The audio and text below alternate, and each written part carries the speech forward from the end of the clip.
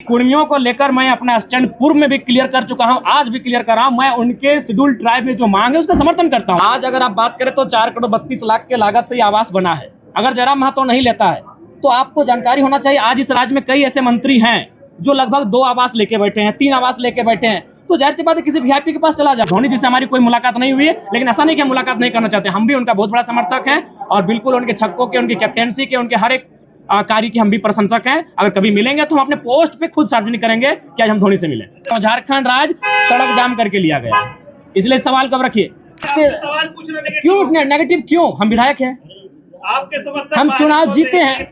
जो आपकी और हमारी एक बहस हुई थी, पूरी दुनिया ने देखा, पूरे भारत ने देखा, लेकिन आप स्वीकार कीजिए सिराज जी, आपने 23 वीडियो बनाया था, 23 का 23 हमारे नेगेटिव में बनाया था। क्यों भाई? एक नया लड़का जो विधायक नहीं बना है।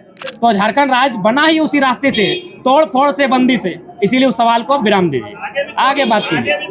गाड़ी को लेकर भी सवाल, गाड़ी तो कई विधायक लिया है, लेकिन आपने ये कहा था कि हम विधायक बने दोस्त की गाड़ी से चलेंगे और उसमें लिखा रहेगा कि ये गाड़ी विधायक जी को दोस्त। जी कि जिस दिन ये विधायक पारित होगा इस सदन में कि विधायक की सैलरी 2,13,000 ना होकर 60,000 होगी, एक चतुर्थ तृतीय वर्ग कर्मचारी के समान, पहला विधायक का हस्ताक्षर जयराम महतो का होगा।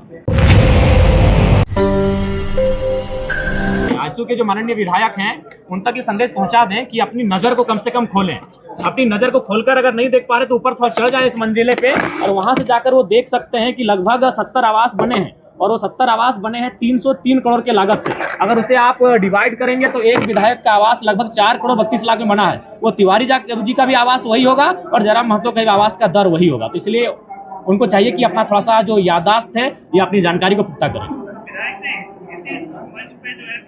बहुत चिक कर आप बोले थे जी कि जयराम महतो जो बोलता है वही करता है जी। आखिर जयराम महतो सरकारी सुख सुविधा जो बोले डीए नहीं लेंगे, आवास नहीं लेंगे, आप तो मानते जो वही कर रहे हैं। नहीं सिराज जी, आप अगर पूरी तरह से सुने होंगे तो वो यहाँ कहने से पहले उस विषय को मैंने सदन में कहा था, और सदन में क्यों कहा था इस विषय को आपको जानना चाहिए। वीडियो को फिर से उठाइए।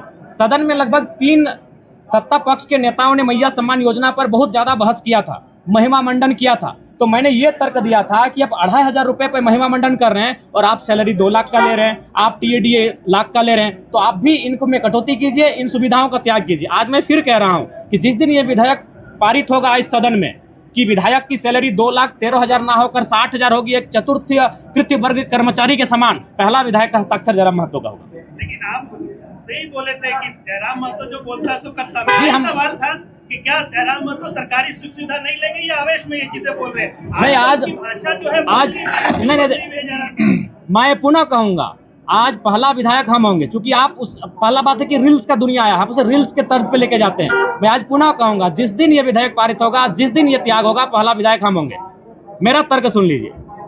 आज अगर आप बात करें तो 4,32,00,000 के लागत से ये आवास बना है। अगर जयराम महतो नहीं लेता है तो आपको जानकारी होना चाहिए, आज इस राज्य में कई ऐसे मंत्री हैं जो लगभग 2 आवास लेके बैठे हैं, 3 आवास लेके बैठे हैं। तो जाहिर सी बात है किसी वीआईपी के पास चला जाएगा। और ये राज्य जहाँ के छात्र काफी परेशान है, जहाँ के छात्र बड़ी संघर्ष के साथ रांची में आके रह रहे हैं, तो मैं सोच रहा हूँ, मैं एक नया प्रयोग करने जा रहा हूँ। मैं अपने आवास को ऐसे छात्र जो डुमरी विधानसभा से, धनबाद बोकारो जिला से चलकर आके रांची में रहते हैं, उनके हवाले रहेगा। हाँ, नया पुराना कोई जो मिलेगा। अभी फिलहाल अपने दोस्त के यहाँ रहते हैं। जयराम जी, और वैसे कौन से मुद्दे हैं जिनको लेकर बाद में आपका जो विधायक बनने की आपके बनने के बाद जो है बदल गई है? गाड़ी को लेकर भी सवाल, गाड़ी तो कई विधायक लिया है, लेकिन आपने ये कहा था कि हम विधायक बने दोस्त की गाड़ी से चलेंगे और उसमें लिखा रहेगा कि ये गाड़ी विधायक जी को दोस्त। जी लेकिन मैंने पहले ही कहा है कि मैं अपने सिद्धांतों से, अगर आवाम को नुकसान ना हो, एक बहुत बड़ी आबादी को कोई नुकसान ना हो, तो मैं अपने सिद्धांतों के साथ रहूंगा। जैसे अभी मैं चप्पल पहन के नहीं आता हूँ, मेरे इस वचन से मेरी आवाम को कोई नुकसान नहीं है, जयराम महतो को भी व्यक्तिगत नुकसान नहीं है, लेकिन मेरे गाड़ी वाले मसले से मेरी आवाम को भी नुकसान था। नुकसान कैसा था? मान के चलिए प्रत्येक दिन हम लोग 3,000-4,000 रुपये का पेट्रोल भरते हैं। अभी ड्राइवर हमारे पास आएगा, 2 ड्राइवर मैनेज होंगे, यानी 2 बेरोजगार युवा रोजगार से जुड़ेंगे, और वो तभी होगा जब वो गाड़ी का रजिस्ट्रेशन आपके नाम से होगा। अभी सपोज दैट अगर मेरे जनता दरबार अभी झारखंड में ओपन कोई लगाता है तो जयराम महतो लगाता है।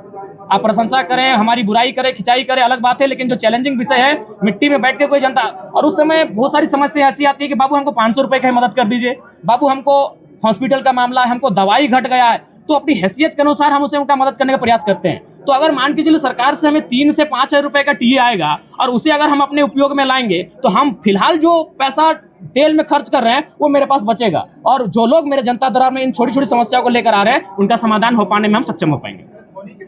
नहीं, वो फेक है, और हम चाहेंगे मीडिया बंधु इस तरह का सवाल बिल्कुल आप लोग भी एक बात थोड़ा जांचें। धोनी जी से हमारी कोई मुलाकात नहीं हुई है, लेकिन ऐसा नहीं कि हम मुलाकात नहीं करना चाहते, हम भी उनका बहुत बड़ा समर्थक हैं और बिल्कुल उनके छक्कों के, उनकी कैप्टेंसी के, उनके हर एक कार्य की हम भी प्रशंसक हैं। अगर कभी मिलेंगे तो हम अपने पोस्ट पे खुद सार्वजनिक करेंगे कि आज हम धोनी से मिले। अच्छा, सीसीएल में क्वार्टर को लेकर जो है अपराध में वहाँ गए थे, कई खबरें आई, आप रांची में हैं कैमरों के सामने, ये बता दीजिए कि सीसीएल में आपको जरा मतों क्वार्टर चाहिए या नहीं चाहिए, जो अवैध रूप से क्वार्टर रह रहे हैं उनको खाली कराने के लिए? नहीं, वो एक बात, पहला बात है, अगर आप आंदोलन की बात करेंगे और संवैधानिक बात करेंगे तो फिर हमें लगता है बहुत सारी विवाद उत्पन्न हो जाएगा।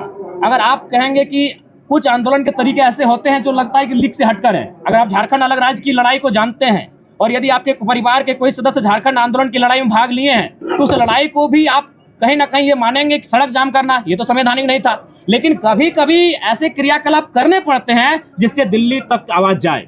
जो चूंकि झारखंड आंदोलन सड़क जाम करके किया गया है, झारखंड आंदोलन बहुत बृहद पैमाने पर, तो कहीं ना कहीं वो जो मेरा मास्टर स्ट्रोक था वो इसी ध्यान को आकर्षण करना था कि जो लोग 5500 क्वार्टर में कब्जे पर है कम से कम एक बार फिर से ये मामला राज्य में गरमाए। अगर इस हिसाब से देखा जाए तो अगर पुलिस को जगाना तो पहले चोरी करनी पड़ेगी, तब पुलिस जगेगा, भाई चोरी हुई तब जाएगा। नहीं, ये चोरी का सवाल नहीं है, ये राज्य का विषय है। चोरी एक मामूली विषय है इस राज्य। तरीके से तो किसी मुद्दों को नहीं उठाया जा सकता। मैंने कभी रास्तों को, झारखंड आंदोलन इसी रास्ते से बना है।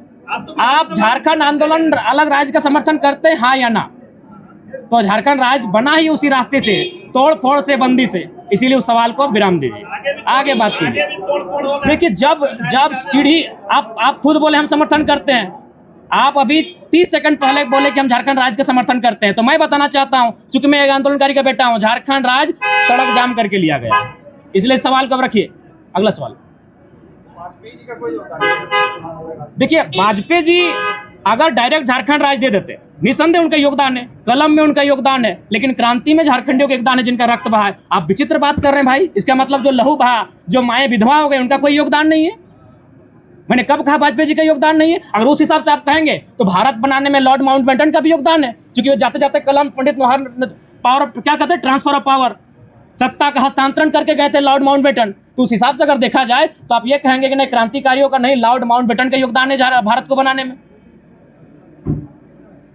जयराम जी, कुर्मियों को लेकर के क्या विचार है? जी, कुर्मियों को लेकर मैं अपना स्टैंड पूर्व में भी क्लियर कर चुका हूं, आज भी क्लियर कर रहा हूं। मैं उनके शेड्यूल ट्राइब में जो मांग है उसका समर्थन करता हूं, लेकिन मैं एक तरीका चाहता हूं कि जो विवाद उत्पन्न हो रहा है वो विवाद ना उत्पन्न हो, क्योंकि भारत एक संवैधानिक देश है। भारत के संविधान आर्टिकल 48 के ए में वन्य जीवों की सुरक्षा की बात करता है। तो कुर्मी कौम इस राज्य की सबसे बड़ी एकल आबादी है, सबसे बड़ी एकल आबादी अगर इस राज्य की कोई है तो कुर्मी है। सबसे, अगर शहादत की एक लंबी लिस्ट निकाली जाएगी तो आधी शहादत आपको कुर्मी कौम से दिखेगा, चाहे निर्मल महतो रहे, शक्तिनाथ महतो रहे, सुनील महतो रहे, ऐसे किस्से खत्म नहीं होंगे।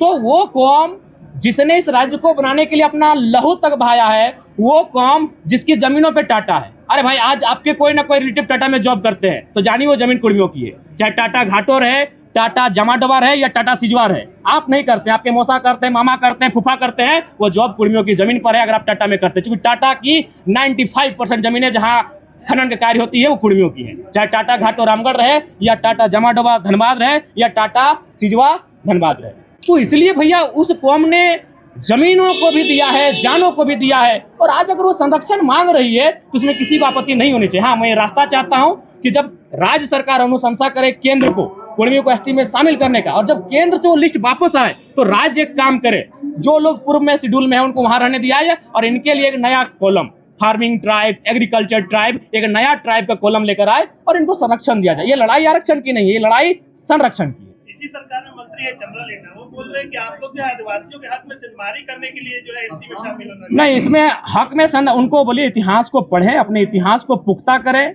1931 जब अंग्रेजों का अंतिम जनगणना हमारे सामने प्रस्तुत हुआ था, उसमें 12, एक शायद घासी को हटाया गया और कुर्मी को, बाकी 11 लोग आज शेड्यूल ट्राइब में है, यानी 13 लोगों के साथ कुर्मी शेड्यूल ट्राइब, उसमें शेड्यूल ट्राइब नहीं था, उसमें प्राइमेटिव ट्राइब नाम था, उस सूची में सम्मिलित थे।